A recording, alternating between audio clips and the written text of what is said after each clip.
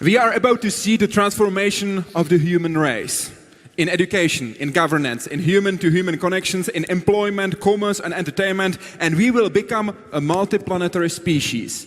And all of that in our lifetime, says founder of Singularity University, man who works with Elon Musk or, for example, Richard Branson, and who is right now joining us live from California, United States of America. Ladies and gentlemen, Peter Diamandis.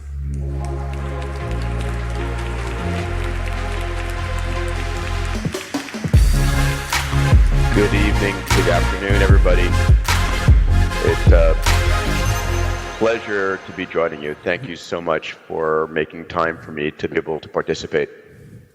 Good morning to you, and thank you very much for joining us. We are so happy to have you. The whole palace is full and interested in your ideas. We are so keen to listen to your speech. So please, Peter, the floor is yours. Thank you. Thank you. Again, good evening. So I'd like to speak with you about something I'm extremely positive and excited about, which is the rate of change, how fast it's coming. What a great job Ramez Nam does. He's one of my favorite SU faculty members and a dear friend. So it's an honor always to follow Ramez on stage. So let me begin with this notion. We're living, in my mind, during the most extraordinary time ever in human history. There's no better time ever to have been alive. To be alive, to have a chance to change the world, to make the world a better place. I'm clear that we're going to be creating more wealth in the next 10 years than we have in the entire past century. And I also believe, and I hope that over this hour I'll have a chance to show you, that the world is getting better at an extraordinary rate. That today each and every one of us has the opportunity to solve any problem that we want. We're more powerful as individuals than the heads of nations were just 10 or 20 years ago. So there's a challenge, and the challenge is the following. Our brains, the way that we think, the 100 billion neurons that make our brain, the 100 trillion synaptic connections that shape the way we think, evolved on the savannas of Africa 150,000 to 1 million years ago. Back then, the way that the world was and the way that our thinking was shaped was local and linear. Nothing affected you that was not within a day's walk. Nothing changed century to century, millennium to millennium. But today, the world is very different. Today, the world is global and exponential. Something happens in the US, it can affect the Czech Republic, seconds later. Your computers know about it microseconds later. And things are not changing century to century or decade to decade. Things are changing year to year. And so one of the realizations that I've had, and this is based on the work, of course, that my dear friend and Singularity University co-founder Ray Kurzweil talks about, is that we're living in a world where computation is getting faster and faster and faster. The cost of computing is dropping, millions of fold. The ubiquity of computing and the speed of computing is growing exponentially. And riding on top of all of this computational power is a whole slew of other exponential technologies. Sensors, networks, AI, robotics, 3D printing, synthetic biology, augmented virtual reality, blockchain. All of these things are doubling in power every 18 to 24 months as computing power is getting faster. And what you're hearing from the Singularity University faculty and alumni are that, what's going on in each of these areas. But what's incredibly important is it's not any one of these technologies. It is the combination of 2 or 3 or 4 of these technologies that are creating these convergences, these new unexpected consequences of business models coming out of not one exponential technology, but multiple exponential technologies. And one of the implications of these exponential convergences is what I call abundance. And it was the subject of my first book. And my realization is that technology is a force that takes what used to be scarce and makes it abundant over and over again. And I say that scarcity is contextual. So I have here a photograph of a simple orange.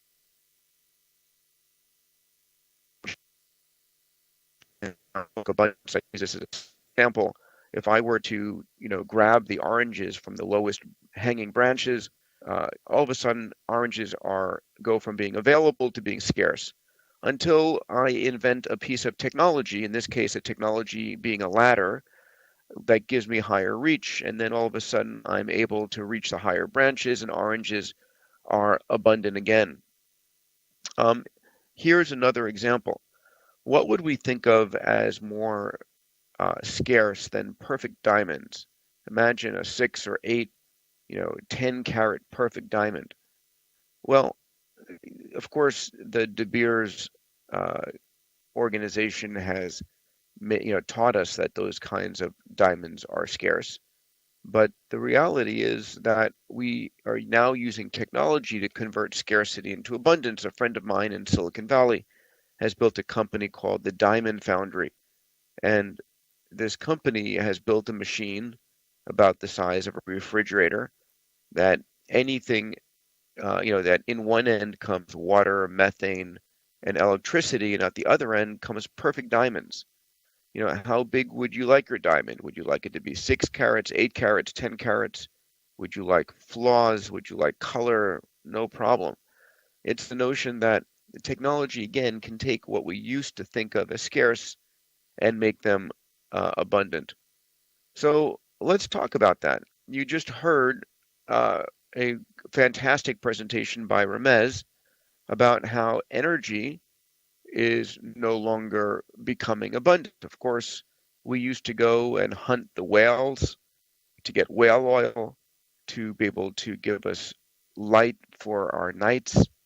Then we ravaged mountainsides. Then we started drilling kilometers into the ground.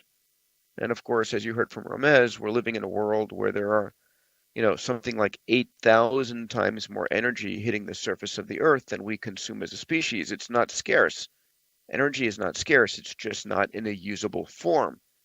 And then, if we have abundant energy or a massive amount of abundant energy, which we will have, I love the idea that the poorest countries in the world are the sunniest countries in the world. Then we have abundant water. We live on a water planet. Our planet is a blue planet that is full of water. It's just that 97.5% of the water on Earth is salt water, 2% is ice, and we fight over 0.5% of the water. So it's not that water isn't available, it's just not in the right usable form. Again, we have incredible technology coming out of all different parts of the world, from the Middle East to Israel to India. One of the X Prize that, converting salt water to drinkable water. One of the X Prizes that I'll mention later is a water abundance X Prize that takes water out of the humidity of the air to give a family clean drinking water at 2 cents per liter. Health and learning, we think of, oh goodness, if I'm a billionaire or a multimillionaire, I can get the best health care or the best education for my kids. But where we're heading is a world where the same way that, this device, your cell phone, has given you ubiquitous access to information, where the knowledge and information that you have or your children has or a child in Africa has is the same level of information that Larry Page has as the CEO of Alphabet. That's a democratization. Well, that kind of democratization is going to happen for health and for learning as well.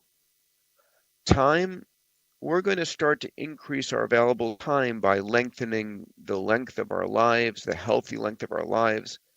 There has never been more money available than there is today, from angel and venture, crowdfunding, now initial coin offerings, sovereign wealth funds coming and investing to startup. There's more expertise than ever before on the web, and now we're beginning to think about the notion that the resources that we think of as scarce are in abundant available amount in the realm of space. One of the companies I co-founded, Planetary Resources, thinks about going out to mine asteroids. So one of the things that I came up with and teach at SU came out of my book called Bold is the idea of the 6 Ds of exponential. That whenever you digitize something, whenever you turn it to ones and zeros, it enters a period of slow, deceptive growth, and then it becomes disruptive, and then ultimately it dematerializes, demonetizes, and democratizes products and services. And so let's talk about dematerialization. One of the ideas that I wrote about and detailed in my book is that, it used to be that all of these things would cost you millions of dollars. And in the back of Abundance, I give a list of all these things and I add them up and say it costs close to $1 million. But of course, in any cell phone, any feature phone or smartphone today, 20 years later, all of these things now fit in your pocket and they are effectively free. So the child in the middle of Tanzania on a smartphone has millions of dollars of free dematerialized products and services. And the benefit when you dematerialize is that you demonetize. All of these things now are effectively just rapidly dropping in price. Skype has dematerialized the cost of long distance. Google has dematerialized and demonetized the cost of research. Uber is dropping the price of transportation. And as Ramez spoke about, and as you'll hear tomorrow, an electric autonomous Uber will be 5 to 10 times cheaper than you're owning a car. The benefits for dematerialization and demonetization is democratization. That today, if you have a great idea, you can reach 1 billion people in Africa and make those ideas available for nearly free. So for me, how do you take advantage of the 6 Ds?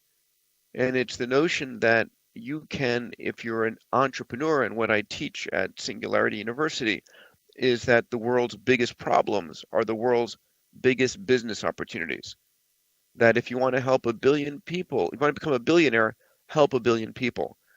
And so the realization that you should all take away is that you can live in a day where you can truly solve any problem. And I believe that there is no problem that cannot be solved. And so the challenge that I wanted to solve while I was in college and graduate school was the challenge of going into space. I have been passionate about opening up space since my childhood. And I eventually gave up on NASA being the way that I was going to get into space. And so one day, a dear friend of mine, Greg Marinac, gave me a book called The Spirit of St. Louis that spoke about Charles Lindbergh, that in 1927, Lindbergh learned about a prize called the Orteig Prize. That was a $25,000 prize for the first person to fly between New York and Paris. And Lindbergh pursued this prize, as did 9 other teams. And that prize, that $25,000 prize, basically inspired teams to spend $400,000, 9 different teams, to try and win it. And of course, Lindbergh was the winner. And so I said, if a prize could crowdsource a solution for aviation, maybe I could create a prize. Maybe I could create a prize for private spaceflight. And that was my idea. I didn't know who was going to fund it. so I called it the X Prize. And this prize for private spaceflight was going to be $10 million. Um, and to win the $10 million, you had to build a 3-person spaceship that could carry you to 100 kilometers, land safely, and within 2 weeks make the trip again. And incredibly, that prize succeeded. That $10 million prize inspired 26 teams to spend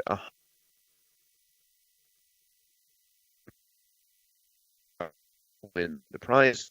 We had teams from Romania and Canada and Russia and Argentina. And the winning vehicle was called Spaceship One. Here it is under the desert in Mojave at sunrise on October 4th. It had made a trip into space 5 days earlier, and on this day it went to space again and won the $10 million prize. And here is the winning spaceship in the Smithsonian in Washington, D.C., next to the Spirit of St. Louis that inspired it in the first place. And we made history. Uh, uh, the Ansari X Prize, the Ansari family funded the prize. We were able to build an incredible board of trustees and a group of benefactors from Larry Page and Ratan Tata from India and James Cameron and Elon Musk and Wendy Schmidt, who have joined the board or funded our prizes. And to date, we have launched about $150 million worth of prizes, and we have another $200 million of prizes in development. And so it's the notion that if there's a problem that is not being solved, that you believe could and should be solved, that you could ask the world to solve it. That's the basic premise of the X Prize. And then there's a spin out of X Prize called HeroX, HeroX.com, where you could launch a small prize, $1,000 prize or a $100,000 prize. But let me share with you some of the X Prizes that are out there now that we're asking the world to solve. So this is an X Prize that was solved just last year. It was a $10 million prize funded by Qualcomm that makes the chips and mobile phones, called the $10 million Qualcomm Tricorder X Prize. And it's named the Tricorder after that famous device from Star Trek, that device that Bones, Dr. McCoy, or Spock would use to diagnose somebody. It was a device that could tell you whether you were sick. And so we challenged teams around the world to build a handheld mobile device that was not for your doctor or your nurse, but was for you at 2 o'clock in the morning when your child is sick, that can diagnose 15 diseases and do it better than a board certified doctor. So that prize we awarded. It was a team out of US, out of Philadelphia, 5 doctors, and it came in first, and a team out of Taiwan that came in second. And this is a prize right now called the Water Abundance X Prize. It's being funded by Ratan Tata and his family foundation in India. And if you've been to India, you know that the country is very humid. And this is a prize that asks you to take the water out of the humidity of the air and convert it to drinking water at less than 2 cents a liter for a family in India. So again, it isn't that the water isn't there, it's just that it's not in a usable form. And so this X Prize asks you to convert scarcity into abundance. We have a prize going on right now being funded by Shell. It's $7 million for being able to map the ocean floor. We have 7 teams competing. You know, we know more about the surface of Mars than we do about the surface of the ocean floor, because the physics of water make it very difficult to penetrate at depth. This is an amazing prize. I talked about the idea of making education abundant and demonetized. So this is a prize that's funded by Elon Musk principally, and then the DeVos family and Tony Robbins. and it's called the Global Learning X Prize. And here we ask teams to build a piece of software for an Android tablet or phablet or phone that could take a child any place in the world who is illiterate, who has access to no schools, no literate adults, and to take them from illiteracy to basic reading, writing, and numeracy in 18 months. And so we had originally 700 teams entered the competition. It got narrowed down to 135 teams, and those teams got narrowed down to 5 finalists. We took the 5 finalist pieces of software. Google gave us 8,000 tablets. We put the software on those tablets. We divided the tablets up into 1,600 tablets each. Put the 5 finalists on each of one of those groups, and those tablets are now in Tanzania, in the hands of children from families that are basically families that are basically able to not read or write. And at the end of the day, we're measuring the impact of the software on the children, their family, and the villages, and we'll be nominating a winner in the next 18 months. So where are we going? One of the prizes I'll be announcing in 2 weeks at South by Southwest. If any are there, please come and see the presentation. The Japanese airlines called ANA, All Nippon Airlines, is funding something called the Avatar Xprize.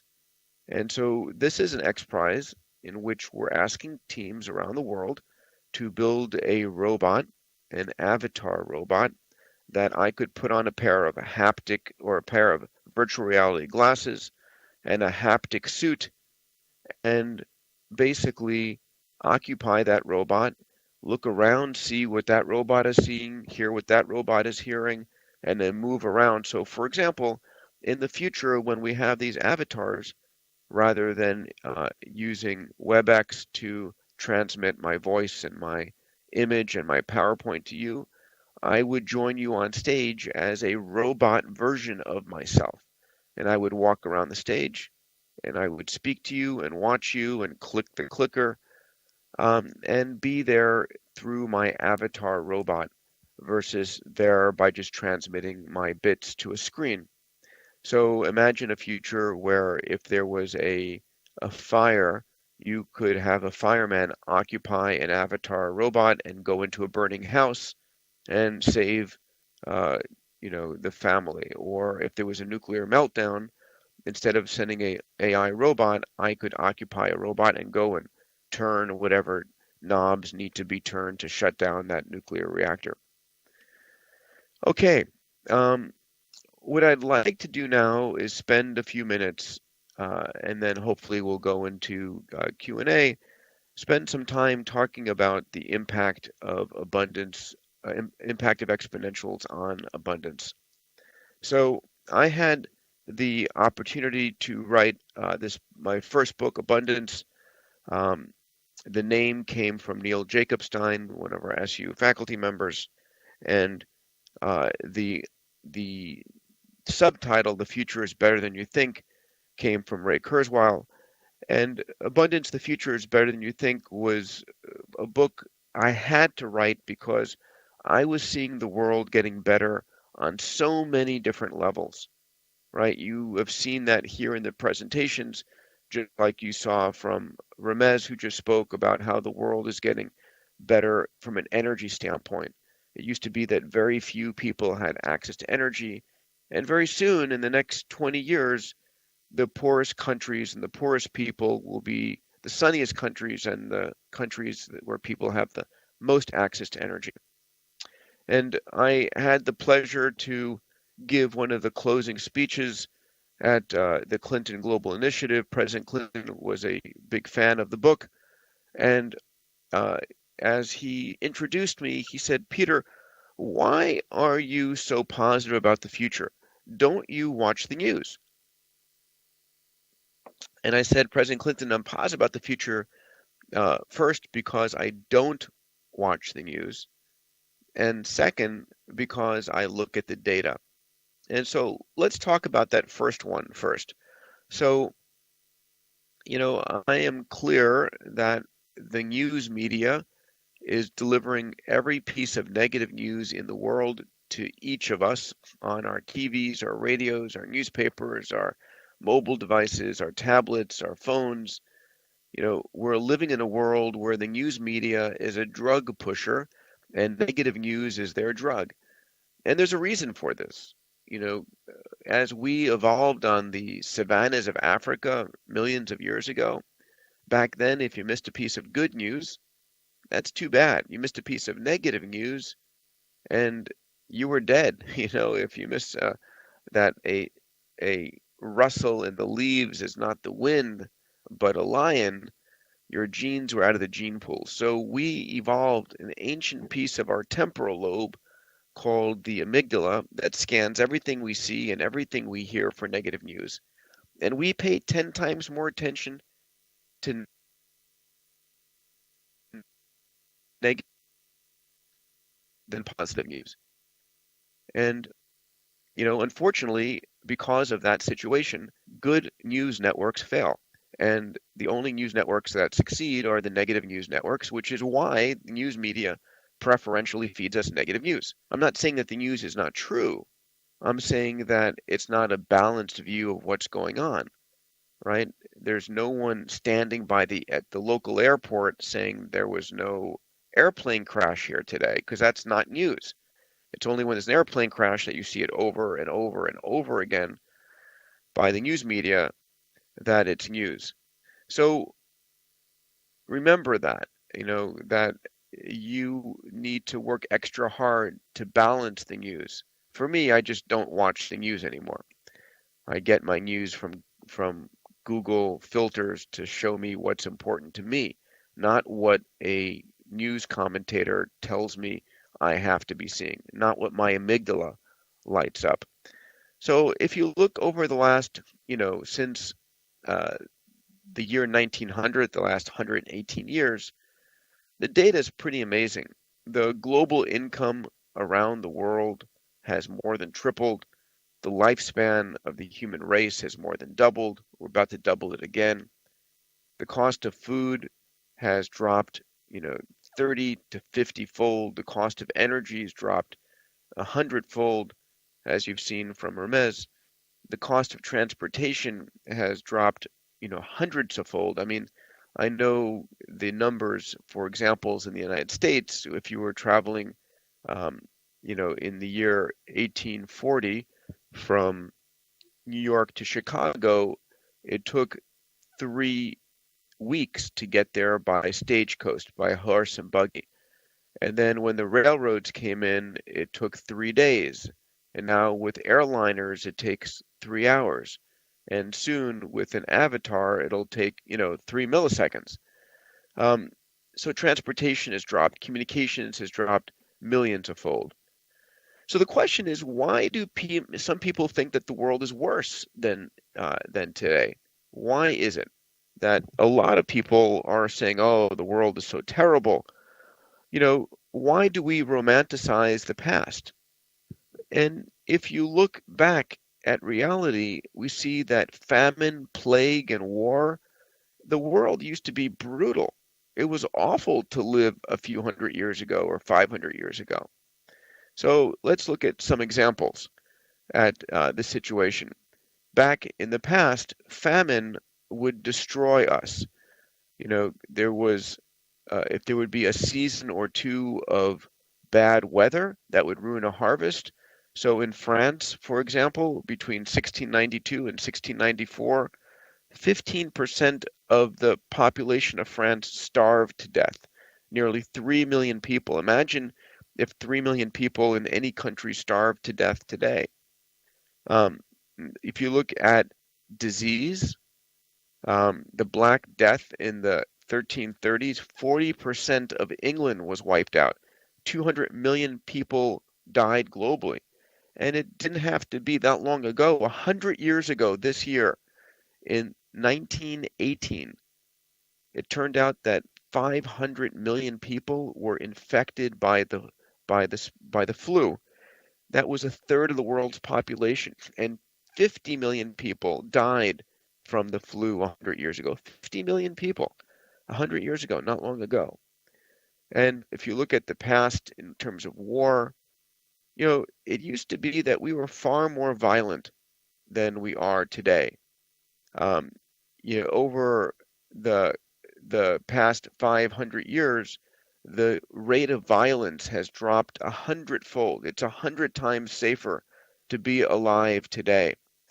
So let's look at some of the evidence for abundance today. This is the world's population living in extreme poverty. 200 years ago, in the year 1820, it used to be that over 90%, 95% of the world lived in extreme poverty. It was the king and the queen on the hill, and the rest of the world in squalor. The king and the queen who, basically had enough food. But if you compare the king and the queen from 500 years ago in any parts of Europe to the poorest people today, the poorest people today live better than the king and the queen ever did, right? The poorest people have a smartphone, have a roof over their head, have flushing toilets, have access to electricity.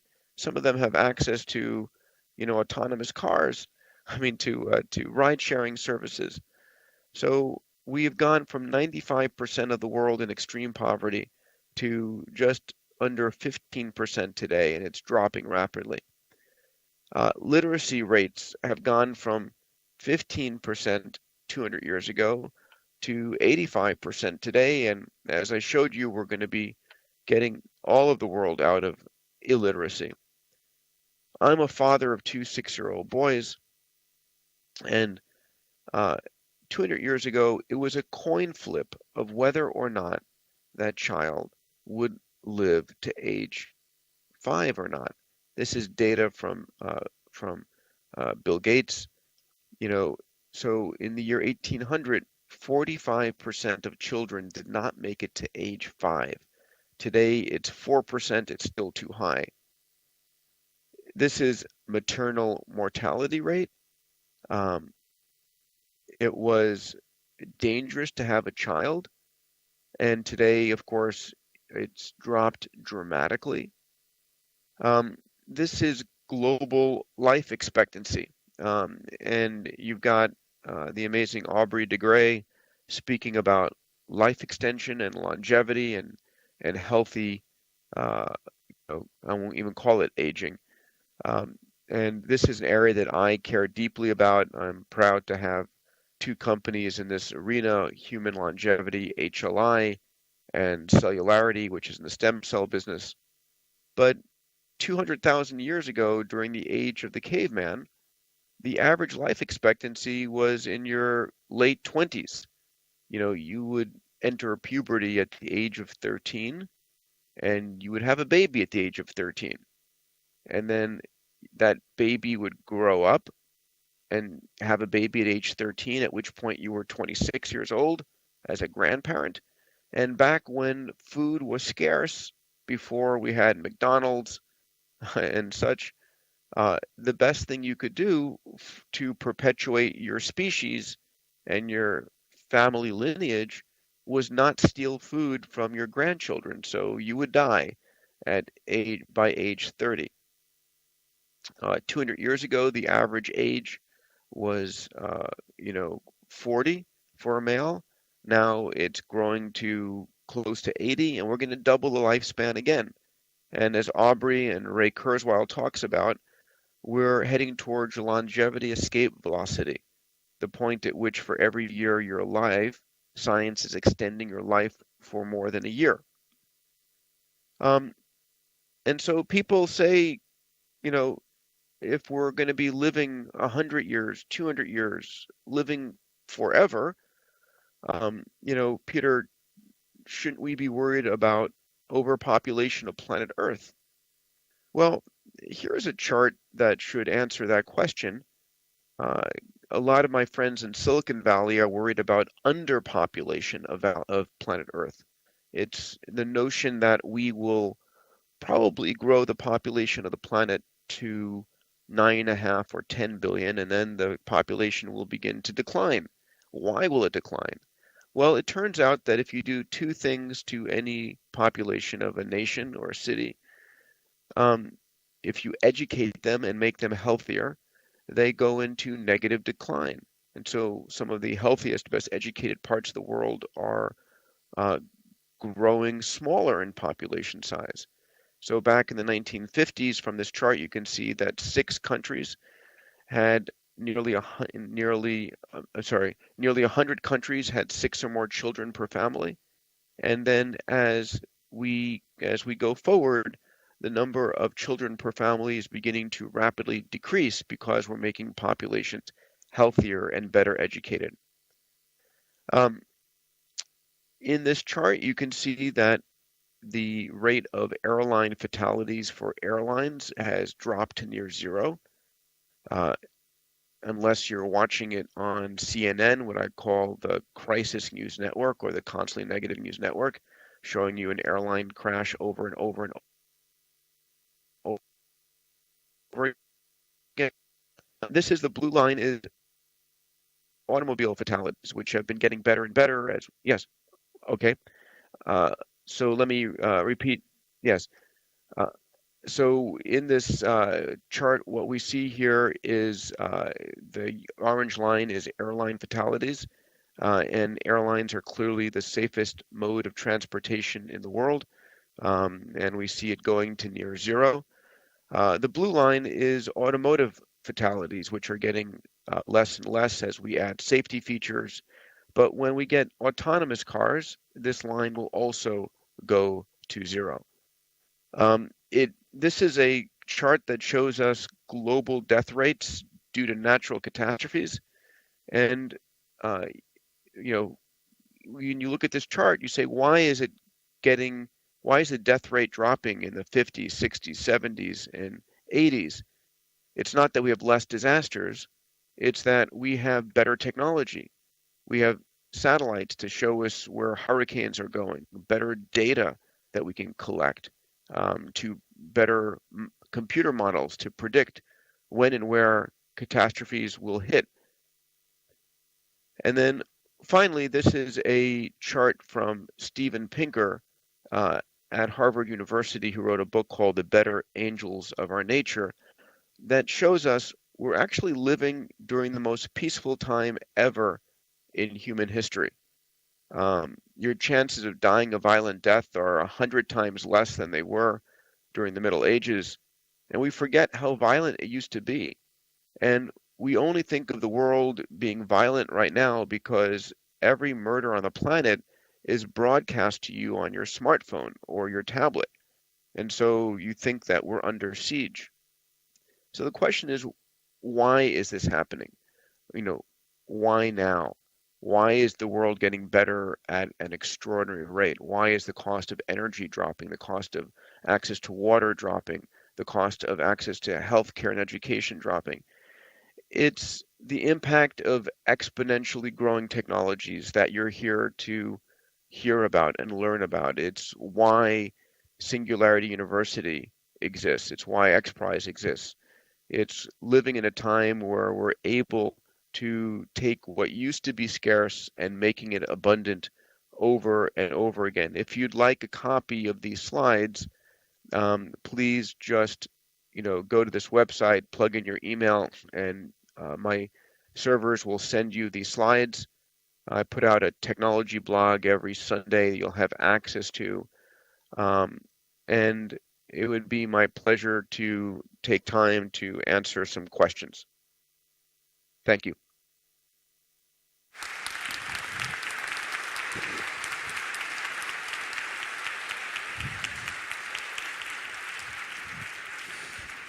Peter, I would like to start with the process of democratization you have mentioned. I would like you to tell us what and who can affect the process the most, and especially the speed of the process.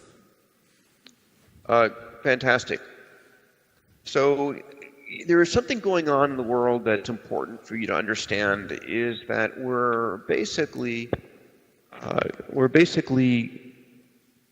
connecting the planet like never before. Last year in 2017, we had 3.8 billion people connected on planet Earth. This coming 4 or 5 years, between 2018 and 2024, we're about to connect the other half of the planet. If you look at what's going on, we have incredible connection speeds around the planet. We're going from a 4G network to a 5G network. The 5G network, which is being deployed right now and being deployed fully in 2019 and 2020, is going to give us connection speeds that are on the order of 10 to 100 gigabits on the ground.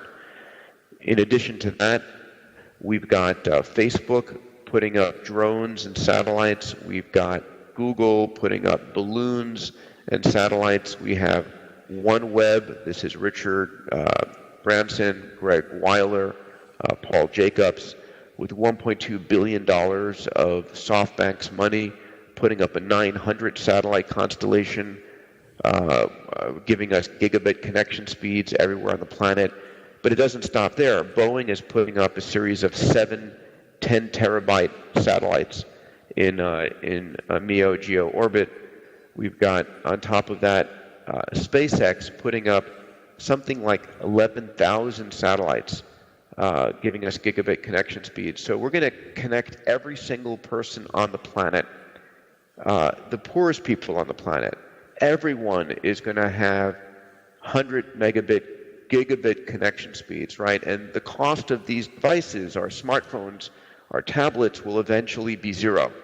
Why will they be zero? Because someone will give you one, because if you don't have one, you can't buy their products. So Amazon, the cost of these devices, probably in manufacturing and mass production, is $20. I'll give you one so that if you use it, you buy Amazon products, or if you use it, I get to collect your data. So imagine 8 billion people now connected at gigabit connection speeds.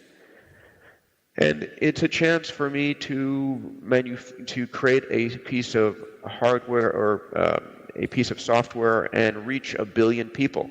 So we're democratizing, right? You can be an entrepreneur any place in the planet and come up with an idea and reach 1 billion people. I find that one of the most powerful concepts, and for me, it's like Ramez and the other speakers, why I feel like the world is getting better. What is an entrepreneur? An entrepreneur is someone who sees a problem and comes up with an idea to fix a problem. And today, an entrepreneur can fix a problem on a global scale. And so we're dematerializing, demonetizing, and then democratizing this. It may not feel like it, but we are at an accelerating rate.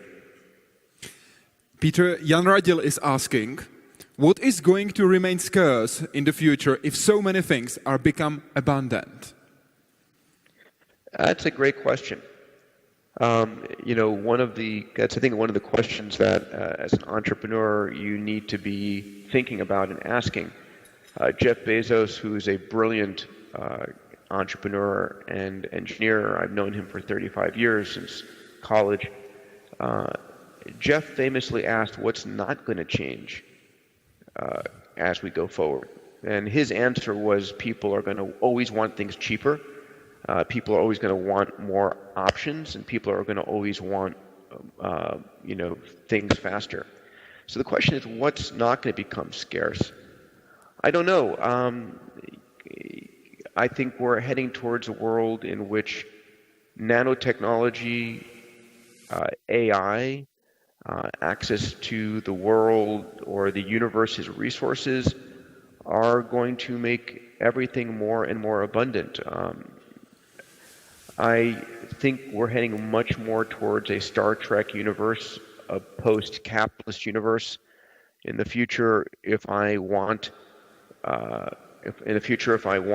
something, I can ask my nanobot to go and take the atoms out of the soil and create it. So that's a question I would ask to each of you. Eventually, what will not be scarce? That's a great question. You mentioned the Star Trek universe. Are you a Star Trek or Star Wars fan? Listen, I'm much more a Star Trek fan, at least of the classical Star Trek of Gene Roddenberry. It was incredible, visionary.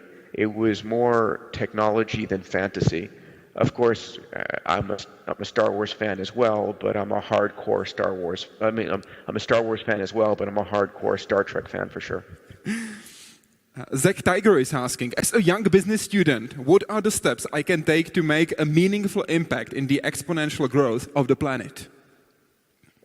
Another great question. So what I teach at Singularity University, at our executive programs, what I teach to my abundance community at Abundance Digital is that you have to decide what's going to drive you. You need to find what I call your massively transformative purpose, your MTP. What is it that wakes you up in the morning? What is it that doesn't let you go to sleep at night? What is the energy, the emotional energy in your heart and your soul that is going to dent in the universe, as Steve Jobs said? You need to find that emotional connection first and foremost. So when you find that emotional connection, something that you hate that you want to solve, or something you love that you want to create, that's what's going to drive where you make the biggest impact. And then once you have your massively transformative purpose, then you need to find your moonshot. Where in the world do you want to make a 10 times bigger change instead of a 10% change? So those are the two things that you need to get. That emotional energy that causes you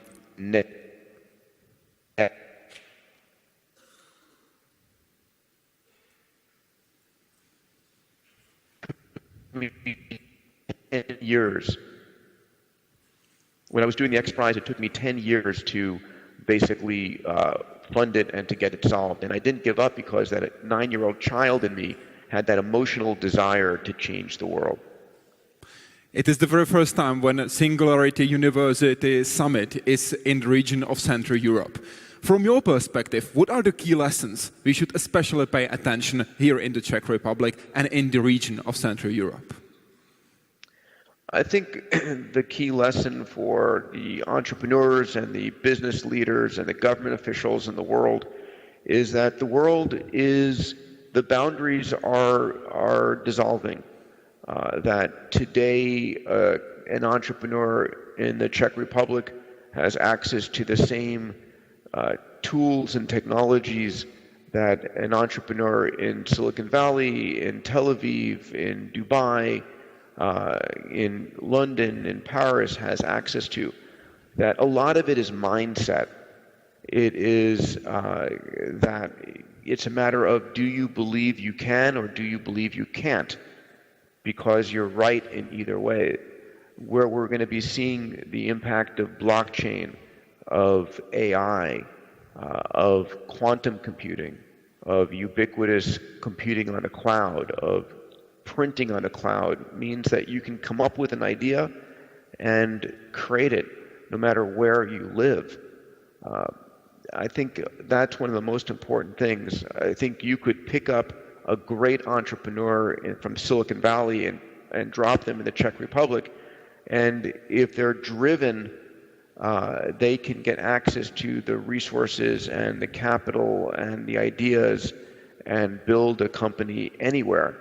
Of course, there are laws for corporate formation and taxation and bankruptcy, which may give a disadvantage in some cases, but you have countries like Estonia creating the ability to live in one place but create your nation there. So it's, for me, as we're about to connect the other half of the earth as we're going from 3.8 billion to 8 billion people, we're going to see this massive increase in entrepreneurship, in creation, in innovation, and in disruption, that we're about to see the world getting faster at an extraordinary rate. Concerning blockchain, you have mentioned, do you believe that blockchain is the technology and also the mind changer and the game changer that will bring more democratization and more equality into society? I do. I am been studying, investing in, beginning to utilize blockchain technologies.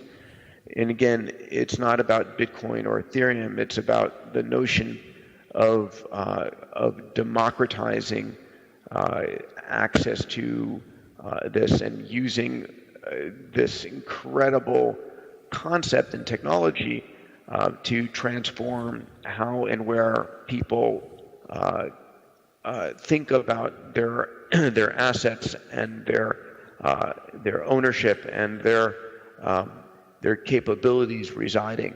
Again, I talk about the 6 Ds that were ultimately, whatever we digitize, we ultimately dematerialize, demonetize, and democratize.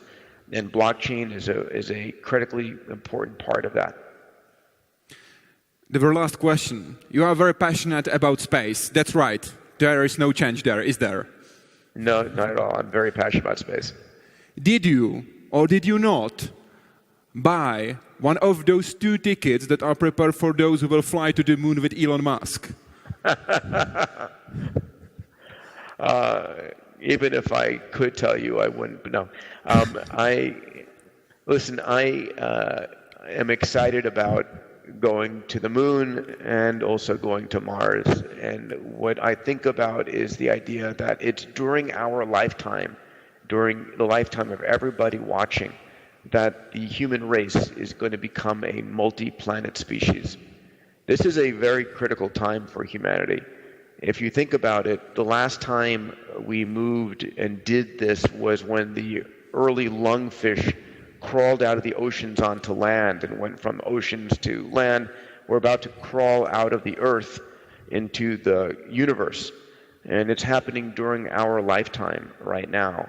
So the 9-year-old child in me, the Star Trek fan, is so excited. And I thank all of you for your time today and congratulate you and welcome you into the Singularity University family. It's an honor and a pleasure. I wish you an incredible summit. Thank you, everybody. Thank you very much for joining us. Peter Diamandis. Peter, there are just 2 more sentences I may say. Please. Live long and prosper, and may the force be with you. Thank you very much indeed. Thank you.